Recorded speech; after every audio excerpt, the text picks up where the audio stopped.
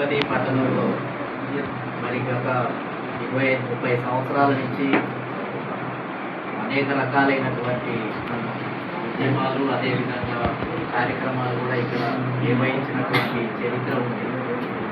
ఎప్పుడు ఒక కార్యక్రమం జరగాలన్నా మళ్ళీ ఈ ఉమ్మడి ఆంధ్రప్రదేశ్లో కానీ 2 తెలుగు రాష్ట్రాల్లో కానీ ఏం జరుగుతుంది అని అంటే కొన్నిసార్లు ఉద్యమం బలంగా ఉన్నట్టుగానే కనిపిస్తుంది, బలమైనటువంటి సిద్ధాంతము వ్యాప్తి చెందుతున్నట్టుగానే కనిపిస్తుంది, కార్యకర్తలు ప్రజలు పెద్ద సమూహాలుగా కలుగుతున్నట్టుగానే కనిపిస్తున్నాయి.